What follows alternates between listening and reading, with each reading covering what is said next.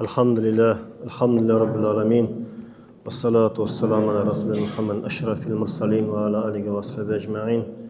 أما بعد, ассаламу алейкум ва рахматуллахи та'аля ва баракатуху.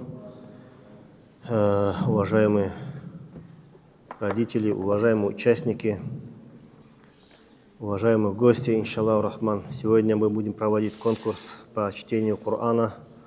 У нас есть конкурсанты, которые знают около 25 сур. И есть конкурсанты, которые знают 10 сур. И те, которые только читают Муаллим Салим.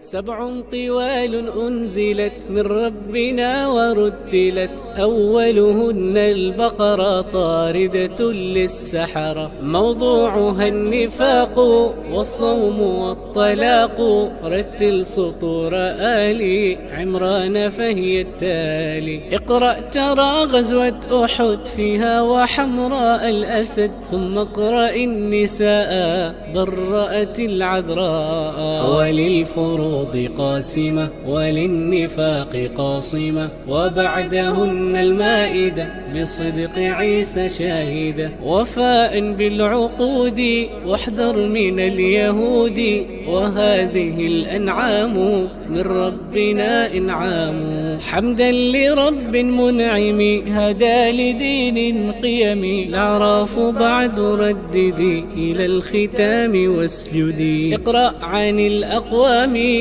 والرسل الكرام أنفال فيها أقبلت ملائك وقاتلت بغزوة الفرقان يوم التقى الجمعان ثم براء رتلي اقرأ ولا تبسملي وللنفاق تفضح والصدق منجا يمدح يا ربنا ارضى على قارئها ومن تلا يا ربنا ارضى على قارئها ومن تلا